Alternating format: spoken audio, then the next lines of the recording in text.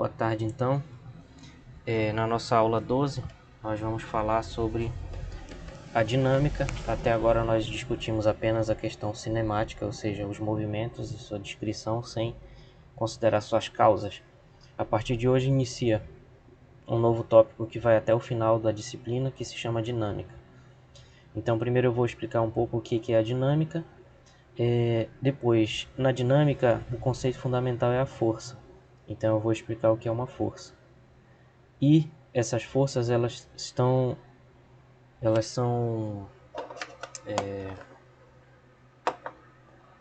enfim, são geridas. Elas têm significado, elas funcionam por causa das leis de Newton. São as leis da dinâmica. Elas não são leis no sentido jurídico, obviamente, mas elas são leis no sentido matemático, ou seja, são expressões matemáticas. Então, lei não significa que ela não pode ser quebrada. Elas podem ser em situações fora do nosso escopo aqui da disciplina. Mas na nossa disciplina elas vão ser leis, e hoje nós vamos estudar a primeira de três. São três leis. Hoje nós vamos estudar a primeira, que é a primeira lei de Newton, e ver dois exemplos. Bom, então, primeiro, o que é a dinâmica? A palavra dinâmica, ela significa na física um estudo de variação temporal de uma grandeza ou de um sistema, ou seja, quando existe movimento, quando existe mudança, grandezas mudam o seu valor em relação ao tempo. E a ciência que estuda isso é a dinâmica, tá? A maior parte dos estudos da física, obviamente, é dinâmico, porque a maior parte das coisas que de interesse estão em mudança o tempo inteiro, e os processos físicos seriam então processos de mudança. E o que a gente busca é saber justamente o que é que muda e o que é que não muda, para poder a partir daí descrever movimentos e fenômenos. Além de muitos conceitos, como eu já mencionei, os princípios fundamentais da dinâmica são as três leis de Newton. E nós vamos estudar nesse capítulo 5 essas três leis de Newton. Bom, o problema que a dinâmica se propõe a resolver é o seguinte, né? Sabendo as causas de um movimento e as condições iniciais, o que ocorrerá com esse movimento com o passar do tempo? Essa que é a grande pergunta da dinâmica. É saber poder fazer previsões em relação aos movimentos, porque isso significa que a gente está conseguindo descrever e, de certa forma, explicar os movimentos. Então, para que a dinâmica funcione e consiga atingir esse objetivo, é preciso descobrir duas coisas. Primeiro, quais são as causas dos movimentos, e segundo, quais são as leis matemáticas que dizem como essas causas provocam os movimentos, né? E sabendo isso, então, é possível produzir uma dinâmica e aplicá-la. E a dinâmica é a base da maior parte da física aplicada nas engenharias. Não é 100%, né? Porque, enfim, a física moderna avançou bastante e as suas aplicações também estão muito presentes. Mas a física moderna é uma outra coisa, a gente está estudando a física clássica. Na física clássica existem muitas aplicações, por exemplo, na engenharia civil, a mecânica newtoniana que nós vamos estudar aqui, de uma maneira um pouco mais básica, ela funciona como fundamento dos cálculos estruturais lá, né, de tudo que permite construir alguma coisa. E na engenharia mecânica, ela também é a base do funcionamento das máquinas, das engrenagens e de tudo, né? Então, em todos esses estudos aí entram forças, entram leis de Newton, e aí, como são sistemas mais próximos da realidade, eles são numericamente mais complicados. Então vai ter uma quantidade muito grande de forças presentes, uma quantidade muito grande de condições iniciais, de propriedades dos materiais, de erro, etc, etc, né? Que assim funciona a transição da física para a engenharia. Bom, e por exemplo, na engenharia elétrica, né, a mecânica newtoniana que nós vamos estudar aqui no capítulo 5, ela se associa ao eletromagnetismo. E isso é o fundamento, né, de como funcionam circuitos e demais equipamentos elétricos e magnéticos, né? Que às vezes a gente fala equipamentos eletromagnéticos. Bom, então é mais ou menos isso a dinâmica. E aí a gente entra no conceito de força. Uma força, ela é uma grandeza física vetorial que é a causa da mudança dos movimentos. Isso daqui é uma frasezinha bem curta, mas que resume muito, muito, muito do que é a força. Ela é uma grandeza física, tá? Mas ela é uma grandeza física vetorial, então a força geralmente a gente vai representar como sendo um vetor, geralmente com a letra F, e sempre com essa seta em cima. Nos livros é comum, nos livros mais avançados, encontrar o vetor representado em negrito. Mas como a gente não tem caneta em negrito, a gente coloca a seta em cima mesmo. E aí tem vários e vários e vários exemplos de força que eu acredito que se acostumar com vários exemplos diferentes é uma maneira de entender melhor esse conceito abstrato, né, através de vários casos particulares. Então, por exemplo, a gente tem a força-peso. A força-peso é o que faz tudo cair na Terra, né, pela ação da Terra, certo? Que na verdade é através da chamada interação gravitacional que vocês estudam em Física 2. Bom, e a força-peso ela aponta sempre para baixo. Como eu disse, a força é um vetor, então qualquer objeto que tiver submetido à ação da gravidade da Terra vai sofrer a ação de uma força, que nesse caso aqui nessa imagem está sendo representado pela letra P, porque lembra a palavra peso, é a inicial da palavra peso, melhor dizendo. Então a força-peso ela vai ser um vetor que nós vamos depois estudar o módulo desse vetor, e a gente vai ver que o módulo desse vetor é igual a massa vezes a aceleração da gravidade. Mas enquanto vetor, ele é a massa vezes a aceleração vetorial da gravidade. A gente vai ver depois por quê. Por que isso é assim, né? E o que isso significa então? Significa que ele é um vetor que tem esse módulo aqui.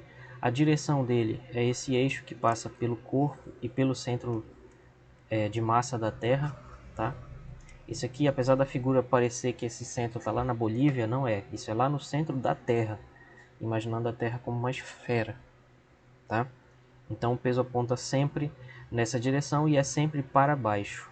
Então isso é o que dá o módulo mg. A direção, a linha que une o corpo e o centro da Terra. E o sentido é sempre para baixo, certo? Então essa é a força-peso, também chamada força de aceleração, força gravitacional, melhor dizendo. Bom, um outro tipo de força que vai aparecer em movimentos especialmente circulares, mas qualquer movimento curvo vai apresentar essa força, é a força centrípeta. Então essa força é a que atua para encurvar o movimento de uma partícula e ela aponta sempre para o centro da curva. Se um objeto se mover, por exemplo, aqui na Terra, o peso vai atuar como força centrípeta. Imagina que a gente está lançando esse objeto para lá. O peso vai atuar sempre para baixo. Boa tarde. Então, o peso nesse caso vai ser uma força centrípeta, tá? Ou, por exemplo, se a gente segura uma bolinha aqui com uma corda e gira, essa força de tração no fio que vai atuar sempre na direção do fio e sempre apontando para o centro, e o módulo vai depender da situação, não vamos nos preocupar muito com isso agora, só depois, né? Então isso vai caracterizar essa força F, que vai ser a força centrípeta. É a força que atua em direção ao centro num movimento curvo, tá? E ela sempre aponta para o centro, e sendo um vetor, ela tem sempre módulo, direção e sentido. Qualquer força vai ter módulo, direção e sentido, tá? Uma força também ela pode ser de contato ou pode atuar à distância. Então bem aqui, se tivesse um ser humano aqui empurrando essa caixa, né? Se tivesse um ser humano aqui empurrando essa caixa, vamos desenhar aqui o cabelo dele, os sapatos, tá? Tá muito magro, vamos fazer aqui mais barrigudo. Pronto, se tivesse aqui esse ser humano empurrando essa caixa, isso seria uma força de contato. Então isso aqui seria um exemplo de força de contato, porque ela necessita de um contato físico direto, de um toque mesmo, né, entre um objeto que está aplicando a força, que nesse caso é essa mulher, e o objeto que está sofrendo a ação dessa força, que no caso é esse bloco, tá? Ok, mas existem também as forças que atuam à distância, que é como o exemplo da força gravitacional. Então, a Terra ela sofre a ação do Sol. Então, sobre a Terra atua uma força-peso gigantesca causada pelo Sol. E sobre o Sol atua uma força-peso também que atua na mesma direção e no sentido oposto, que é causada pela Terra.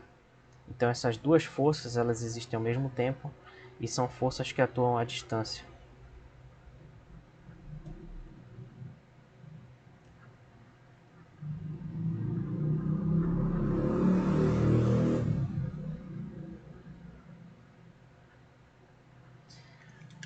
Uma curiosidade, segundo a mecânica newtoniana, essa força gravitacional ela é instantânea, então ela é uma força instantânea à distância. Mas é interessante que existe um comentário do Isaac Newton em algum livro, em algum lugar, que eu não lembro agora qual é, que ele fala que essa é uma ideia absurda. Então, apesar dele ter sido responsável por introduzir essa ideia, ele mesmo admite que isso é apenas o que a gente chamaria hoje em dia de hipótese de trabalho, ou seja, na falta de uma ideia melhor, vamos supor que é instantâneo. E hoje em dia nós sabemos que a gravidade ela tem uma velocidade que é muito próxima da velocidade da luz, com um erro de 10 a menos 15 em unidades de velocidade da luz, né? Então é realmente muito próxima da velocidade da luz, a velocidade com que a gravitação se propaga. A gente sabe isso graças aos experimentos recentes que detectaram as ondas gravitacionais. Bom, mas voltando aqui para a Terra, forças de contato quando existe toque, forças que atuam à distância. Outros exemplos de forças que atuam à distância, a gente viu aqui a gravidade, mas tem também a força elétrica, a força magnética e, de modo geral, as interações fundamentais da natureza atuam à distância, sem entrar muito nesse mérito, né? E as forças de contato são, em geral, forças macroscópicas aqui de colisão ou de coisas parecidas, né? Ok, então vamos para a primeira lei de Newton. E aí eu vou contar uma historinha para vocês, que é o seguinte. Galileu Galilei e mais tarde Isaac Newton formularam uma ideia importante que relaciona as forças com os movimentos.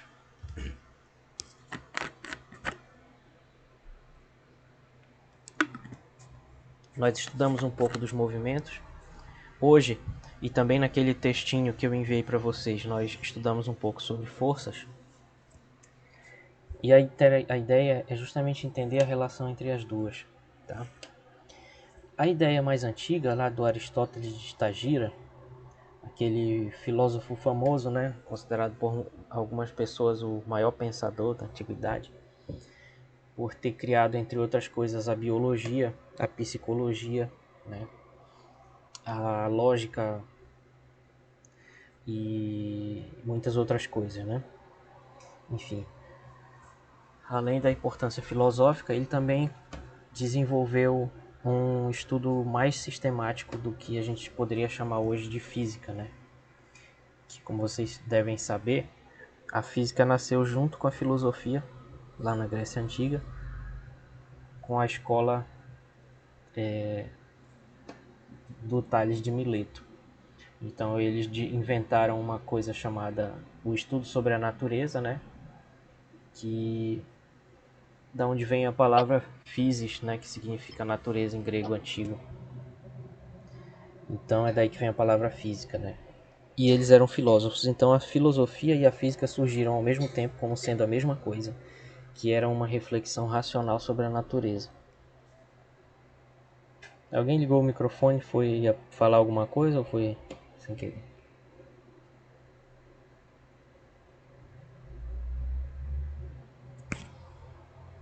Bom, se quiser falar, pode falar. Tá. Mas aí se foi por engano, então eu continuo. Resumindo, antigamente tinha o Aristóteles, né, que compilou toda essa física antiga, que ele já chamava, por exemplo, Tales de antigo. Né, ele falava, os antigos diziam que não sei o que. Enfim, aí ele fez uma compilação, né, que está lá no seu livro Na Física, de Aristóteles. E nessa física, entre outras ideias, existe a ideia de que o movimento ele só ocorre quando existe uma causa. Ficou famoso a tradução para o latim dessa ideia dele, né? Que seria assim: cessat causa, cessat effectus, ou seja, se a causa acaba, o efeito acaba. Então Aristóteles tinha essa ideia, que só existe efeito enquanto a causa permanece. Então, se a força é a causa do movimento, só existe movimento enquanto existe força. Então, pela lógica, se eu atirar uma flecha no ar, por exemplo, enquanto eu estou esticando o arco, né? E enquanto o arco está soltando e está empurrando a corda, existe uma força de contato entre o arco e a flecha, né? Então, como explicar que quando eu solto, ela continua se movendo, ela voa e para depois? Segundo esse raciocínio do Aristóteles, a única explicação possível seria que enquanto a flecha está voando, depois de ter saído do arco, está atuando sobre ela uma força. Por quê? Porque só existe efeito enquanto existe causa, segundo a filosofia dele, né? Então deve existir uma força, por exemplo, atrás da flecha, do próprio ar que está empurrando a flecha. Essa era a ideia de movimento, a ideia de força e a ideia de inércia que tinha o Aristóteles. Para ele não existia inércia, só existia movimento quando existia força, tá? Agora, avançando quase 2000 anos, indo de 300 e pouco antes de Cristo, lá do Aristóteles, para 1600 e pouco, né?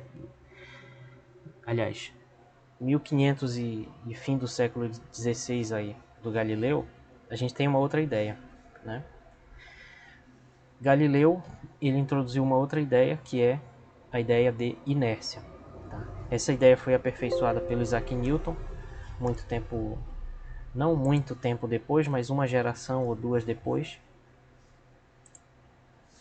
né? Sendo que o Galileu estava na Itália e Newton na Inglaterra, né? Então, o pensamento europeu aí do século XVI e XVII. Bom, mas Galileu tinha uma ideia diferente, que era o seguinte: mesmo quando as forças acabam, param de atuar, cessam, os corpos eles podem sim se mover. Então, para o Galileu, quando a flecha está voando, não existe mais nenhuma força que está empurrando ela para frente. Existe o peso para baixo, mas não existe nenhuma força atuando para frente, fazendo ela ser impulsionada para frente. E o Galileu propôs um experimento mental, né, para justificar que quando um corpo se move sem ação de forças, ele poderia se mover para sempre, porque não haveria forças para pará-lo. E essa é a ideia fundamental da inércia. Uma força muda o movimento. Essa é a ideia da inércia, da dinâmica newtoniana também. Uma força é aquilo que muda o estado de movimento. Sem forças, o movimento permanece, mas não pode mudar. Ou o repouso também, ele não pode mudar sem a ação de uma força.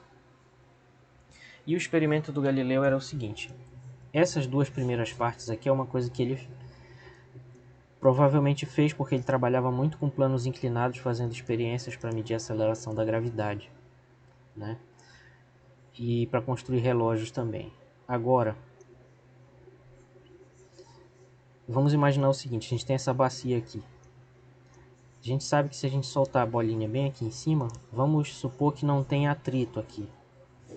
Então não vai ter perda de energia, a bolinha quando a gente soltar, ela vai conseguir chegar lá em cima, na mesma altura inicial aqui. Agora imagina que a gente esticou tudinho aqui.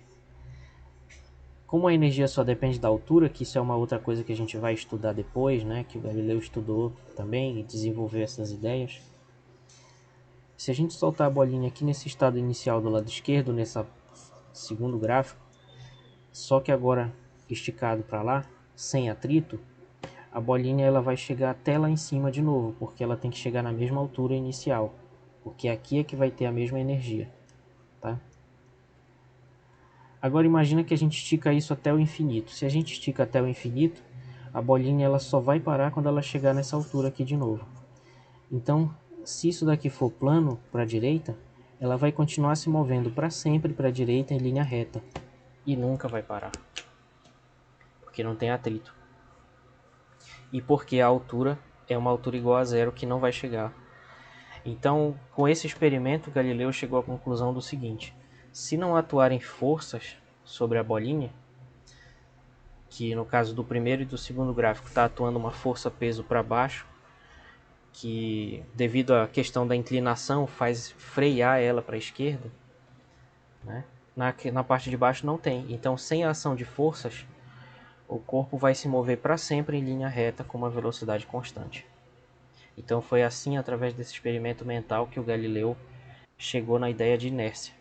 Só que ele também tinha uma ideia de inércia circular, que hoje em dia não é considerado mais inércia. Então o Newton aperfeiçoou essa ideia e chegou nesse livro aqui, que eu não sei se tem alguém vendo, mas enfim, é esse livro aqui que eu estou mostrando. Foi aqui nesse livro que o Isaac Newton escreveu as 3 leis de Newton logo no início do livro aqui. Axiomas ou leis do movimento. Tá aqui. Não sei se tem alguém olhando, mas enfim. Axiomas ou leis do movimento. Então, logo de cara, ele define as leis de Newton.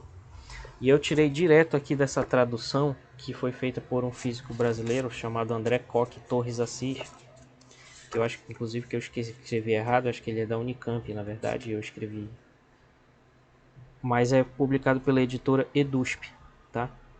Esse livro aqui é uma tradução feita diretamente da língua original, que na primeira edição desse livro Isaac Newton escreveu em latim, né? Por isso que o nome é Principia, porque estava escrito em latim, que é o plural de princípio. Seria Principia, seria princípios, né? Traduzindo do latim. Beleza, aí esse livro aqui é uma tradução direta do latim, feita por um professor lá de São Paulo, que é o André Assis. Bom, aí pegando então essa tradução direta, a gente tem essa primeira lei de Newton aí.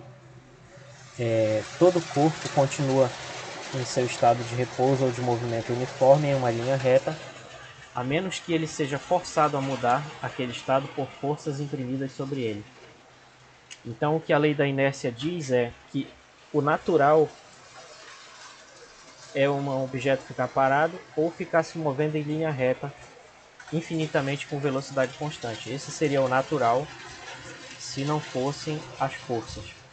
Mas porém, como as forças existem,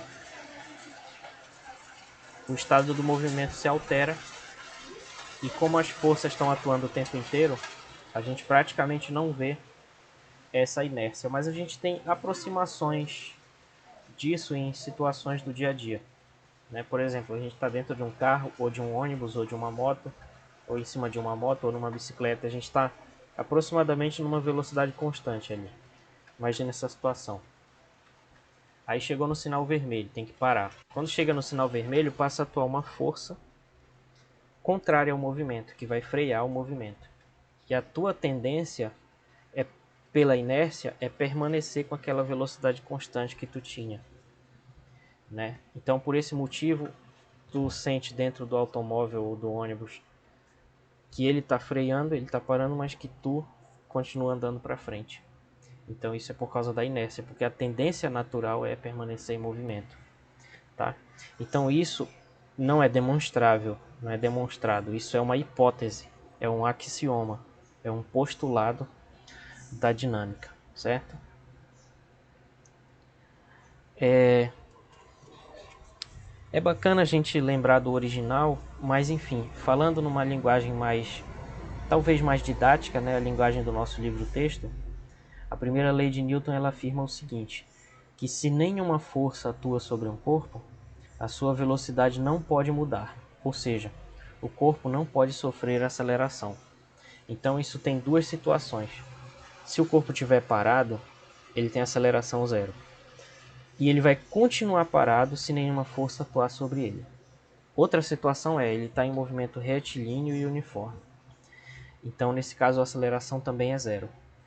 E se não atuarem forças sobre o corpo, ele vai continuar em movimento retilíneo e uniforme. Então, essas duas situações, o repouso e o movimento retilíneo e uniforme, elas formam juntas, ou qualquer uma delas separada, é o que nós chamamos de equilíbrio dinâmico, tá? Equilíbrio dinâmico é a situação em que não atuam forças sobre um corpo. E no equilíbrio dinâmico é a primeira lei de Newton. Desculpa, bati aqui na mesa sem querer. Então, é mais ou menos isso. Vamos ver alguns exemplos, se não houver nenhuma pergunta de vocês.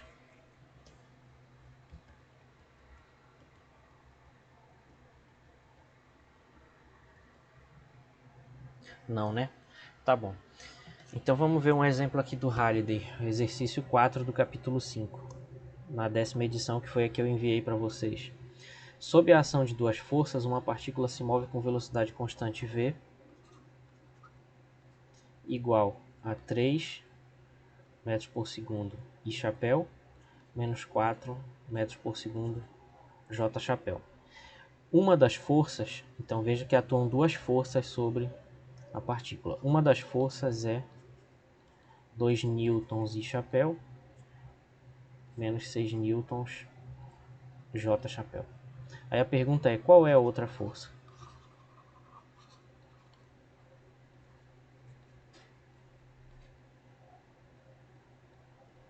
Como é que a gente pode resolver isso? É assim.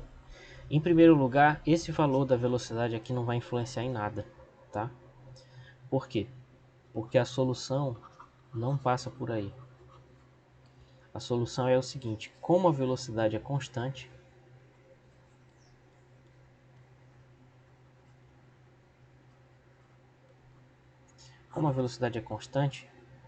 pela primeira lei de Newton,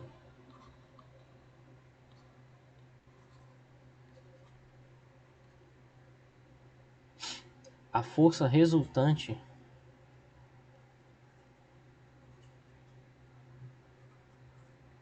sobre o corpo, sobre a partícula, é nula. Tá? Então, o que é força resultante? A força resultante é a soma vetorial de todas as forças que atuam sobre a partícula. Então, é a soma da força F1 com a F2. Isso aqui é uma regra geral. Tá? Numa regra geral, a gente poderia dizer que a força resultante é o somatório de todas as forças que atuam nessa partícula, onde a gente bota um índice I para dizer que podem ser várias forças, F1, F2, F3, F4, qualquer número, tá? Essa é a força resultante. Então, o que a primeira lei de Newton afirma é que quando a velocidade é constante,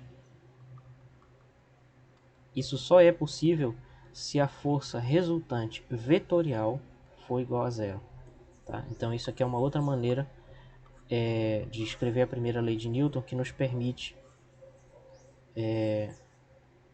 resolver problemas. Tá?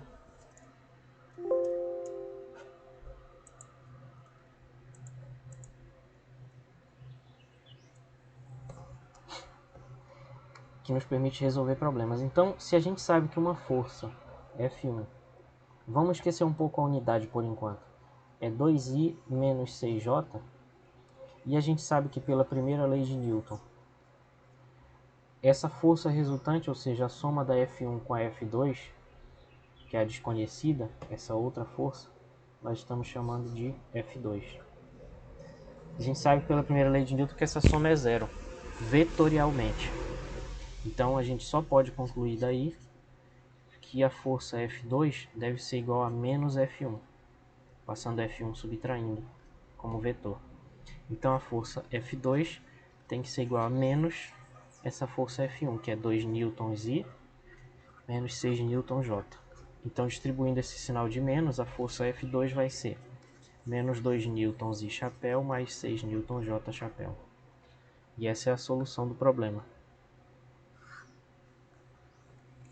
Certo? Alguma dúvida, pessoal, em relação a esse primeiro exemplo? Esse conceito de força resultante, como é que calcula? Ficou alguma dúvida? Professor, boa tarde. Poderia repetir a F1 mais F2? Eu não entendi muito bem.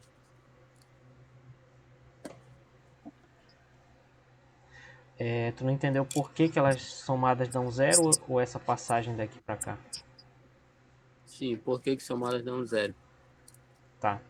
É porque a força resultante, a primeira lei de Newton, ela só fala sobre a força resultante, tá? Inclusive eu posso reforçar isso daqui.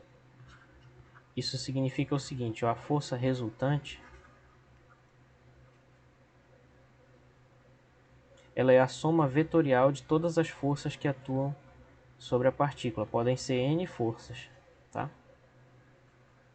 Isso daqui é a força resultante.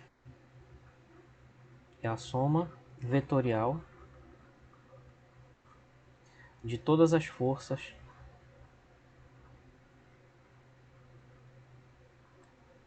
que atuam na partícula ou no corpo, tanto faz. Tá? Então, o que a primeira lei de Newton afirma é o seguinte, que se a velocidade vetorial é constante, isso só pode acontecer e acontece quando a força resultante é zero. Mas é zero vetor.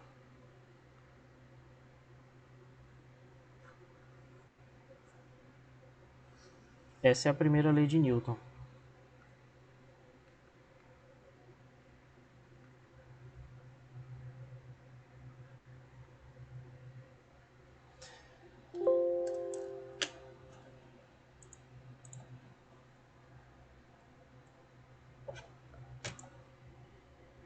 Então, isso significa que a soma de todas as forças que atuam quando a velocidade vetorial é constante, se a velocidade vetor é constante, então a soma de todas as forças que atuam no corpo deve ser zero.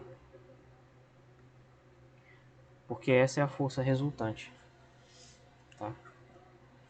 Então, na inércia não é que não atuem forças, mas se atuarem forças e essas forças somadas se anularem, o objeto vai estar na situação da inércia. Como é que isso é possível? Se forem duas forças, isso é possível se for assim. Se tiver uma para a direita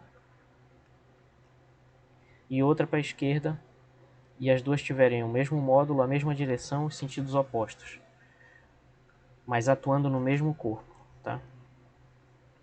Aí elas se anulam. Aqui nesse caso, força resultante igual a zero. Se forem 3, poderia acontecer uma situação assim. Aí a soma dessa com essa dá um vetor que se anula e aí os 3 se anulam. Não sei se deu para entender melhor agora. Sim, professor, entendi. Tá. Então é por esse motivo que nesse exemplo aqui a gente... Primeiro, existe outra força. Então se existe outra força, a gente tem que dar um nome para ela. Vamos chamar essa outra força de F2. Que é a incógnita do problema, desconhecida. E a gente tem uma força F1. Então, para que elas se anulem, vamos fazer um gráfico aqui rapidinho. Seria mais ou menos assim. Aqui está 2, 4, 6. 2, 4, 6. Menos 2, menos 4, menos 6. Vou tentar fazer um gráfico aqui. Essa força F1 ela tem esse tamanho, 2 e 6. 2 e menos 6. Então ela estaria bem aqui. Bem aqui assim, ó. 2 e chapéu menos 6J. Então ela está bem aqui. Tá? Essa é a F1. Então a única possibilidade do corpo estar em repouso é que existe uma outra força F2 que é exatamente igual a menos ela. Então ela vai ser exatamente 2 e 6. Ela está bem aqui. O meu desenho está péssimo, né? Mas é mais ou menos essa a ideia. Vai ter uma F2 aqui que necessariamente tem que ser o inverso dessa primeira para que as duas juntas se anulem aqui. Por quê? Porque a soma que se anula é a soma vetorial. Então, isolando, a gente descobre que uma deve ser o inverso da outra. Tá? E substituindo, a gente encontra, então, menos 2 newtons e chapéu, mais 6 newtons J. Meu desenho está errado, né? Deixa eu só corrigir.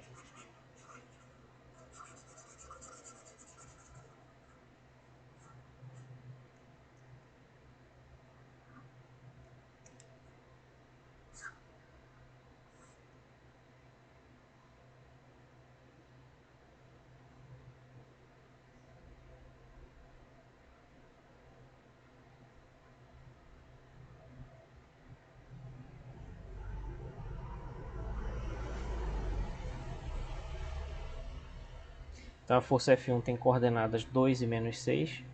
Então é bem aqui, na verdade.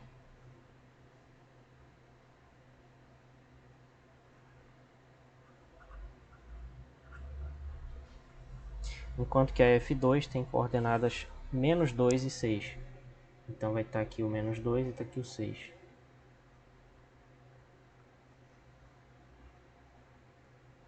E o meu desenho está um pouquinho mal feito, mas a ideia é que uma fosse o inverso da outra.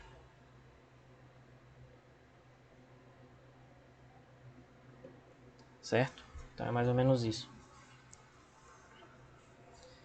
Nesse outro exemplo aqui, ó, em um cabo de guerra bidimensional, Alexandre, Bárbara e Carlos, que obviamente esses nomes foram escolhidos só para que começasse com A, B e C, puxam horizontalmente um pneu de automóvel nas orientações mostradas na vista superior dessa figura aí. Apesar dos esforços da trinca, o pneu permanece no mesmo lugar. O Alexandre puxa com uma força FA de módulo 220 newtons e Carlos puxa com uma força FC de módulo 170 newtons. Observe que a orientação de FC não é dada. Qual é o módulo da força FB exercida por Bárbara? Então aí o que a gente tem que fazer é decompor as três forças nos eixos x e y.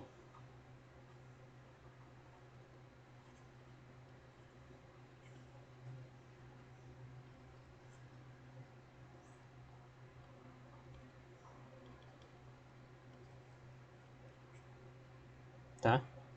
E vamos aplicar a primeira lei de Newton, que diz o seguinte, né? A palavra-chave ali do problema o pneu permanece no mesmo lugar. O pneu permanece no mesmo lugar. Então, se ele permanece no mesmo lugar, significa que a velocidade vetorial é zero. E pela primeira lei de Newton, isso significa então que a força resultante é zero. Mas o que é a força resultante? A força resultante ela é a soma da força do Alexandre, FA, com a força da Bárbara, FB, com a força do Carlos, FC. E isso tem que dar o vetor zero, o vetor nulo. Tá? Então, o que nós temos que fazer é decompor essas três forças e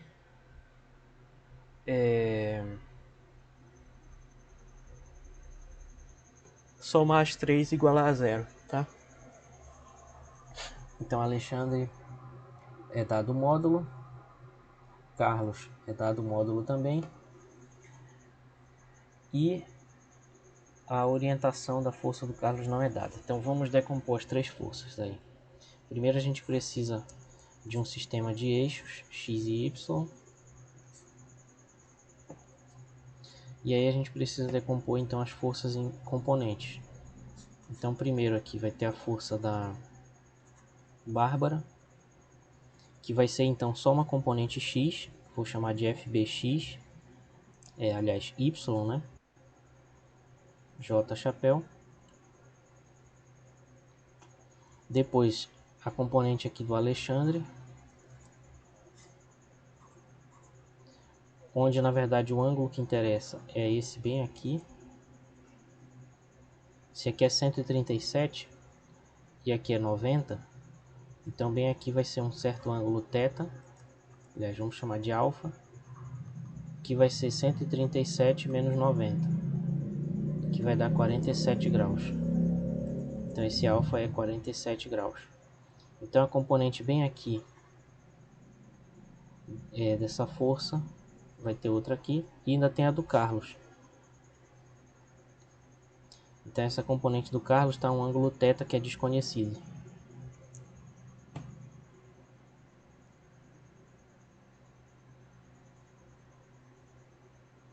Tá? E aí nós vamos fazer a decomposição de forças agora. Então o que significa isso? Significa que bem aqui vai ter a componente y da força A, então vai ser o FAY, e bem aqui vai ter o FAX, que é a força componente X lá do Alexandre, que é essa. Essa aqui é a força do Alexandre, força da Bárbara, força do Carlos. E vamos decompor essa força FC também. Então vai ter uma componente FCY, e bem aqui uma componente FCX. Tá? Então, na verdade, todas elas se anulam, mas elas se anulam separadamente nos eixos. Então, no eixo X, que é na verdade o único que vai interessar, pelo que eu estou entendendo desse problema, porque se a força da Bárbara não foi dada, então a gente nem mexe com isso. Mas no eixo X aqui, a gente vai ter então a força do lado esquerdo vai ser a força A componente X, vai ser igual simplesmente a força C componente X. Tá? Porque a soma vetorial vai ser zero. Então a soma vetorial ser zero significa que as componentes X vão se anular. E no eixo Y, o que vai acontecer é que a componente Y da força C e a componente Y da força A vão ser iguais à força B, em módulo, tá? Porque essas duas aqui de cima vão cancelar com essa amarela aqui de baixo, e essa verde aqui da esquerda vai cancelar com essa verde aqui da direita. Deu para entender, pessoal, o que eu fiz aí ou não?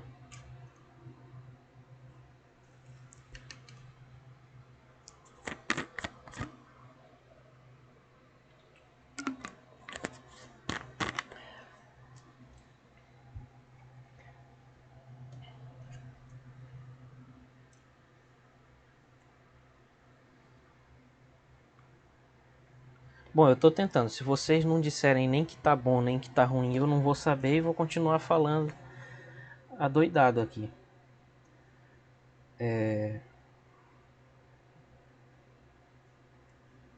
Então tá. Então eu vou continuar. Então essas duas componentes aqui tem que ser iguais. Agora, escrevendo tudo em coordenadas polares, então a gente vai ter que a componente x do Alexandre vai ser igual à componente x do Carlos. Só que a componente x do Alexandre vai ser a força do Alexandre vezes o cosseno de 47 graus, né? Porque bem aqui vai ter o 47 graus, então esse lado que está grudado com ele vai ser medido pelo cosseno.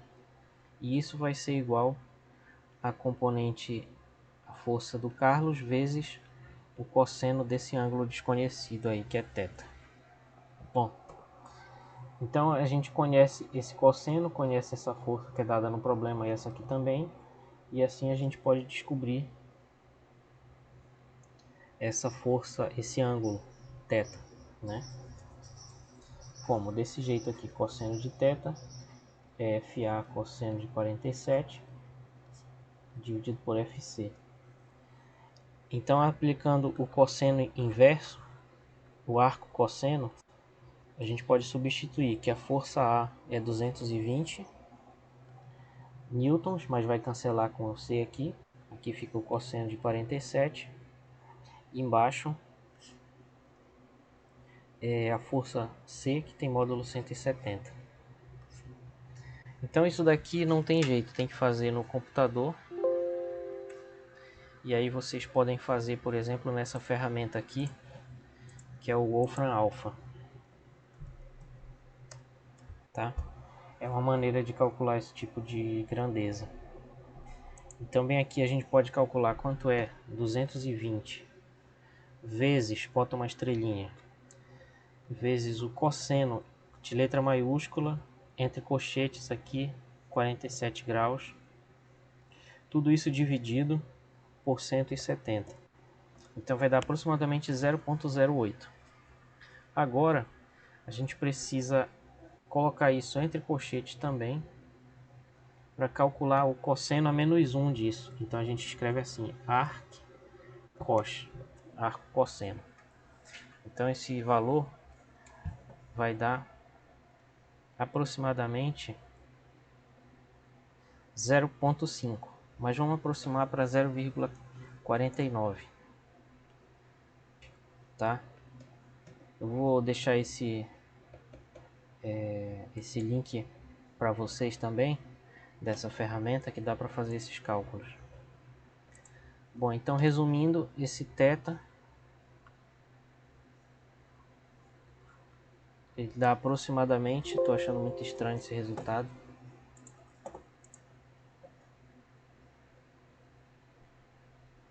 tá em radianos, né? Melhor em graus. Ele dá aproximadamente 28,04 graus. Então, θ é aproximadamente 28,04 graus. E isso daqui foi calculado usando o site Wolfram alpha.com, tá?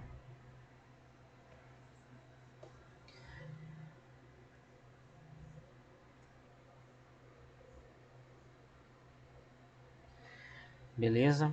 Então dá aproximadamente isso aqui, esse ângulo. Agora, como é que a gente acha a força exercida pela Bárbara? A força exercida pela Bárbara é dada por essa outra relação aqui. Vai ser a soma da componente Y da força A com a componente Y da força C. Só a gente já vai concluir.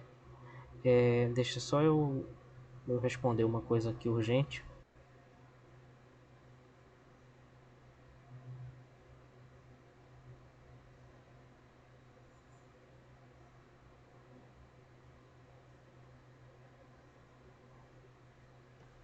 Pronto, já respondi. Então agora a gente tem que usar essa outra relação aí. Que a gente já descobriu esse ângulo, tá?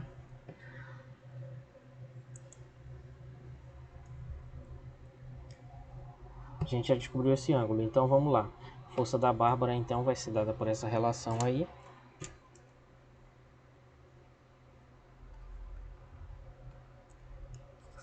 Já que o problema pede só o módulo, né? Então vai ser a soma da componente y de A com a componente y de C. Tá? Então, qual é a componente y de A? Vai ser a força A, agora vezes o seno de 47 graus. A gente discutiu isso quando eu falei de vetores, porque que isso daqui dá isso, né? Então não vou repetir. Aí aqui dá FC vezes o seno do ângulo θ, que nós descobrimos agora, que o θ vale 28,04 graus. Tá? Então é uma questão de efetuar essa soma, e sendo a força A 220, dá para fazer isso aqui na calculadora do Android também, mas é possível fazer também lá no Wolfram Alpha. Então fica 170 vezes o seno, vamos dizer que seja 28 para simplificar. Tá? Então vamos efetuar esse cálculo, e aí a gente encontra a força exercida lá pela Bárbara.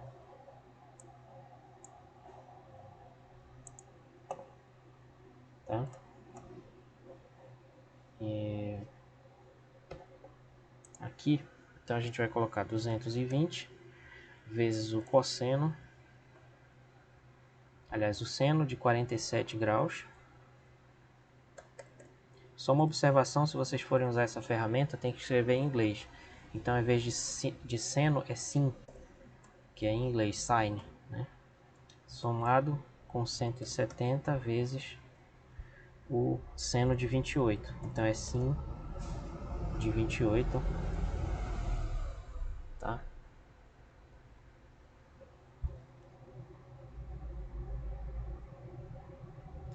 Assumindo que está tudo em graus, o resultado dá aproximadamente 240. Então o resultado é aproximadamente 240 newtons. Certo? E com isso a gente conclui esse segundo exercício aqui. Alguma questão?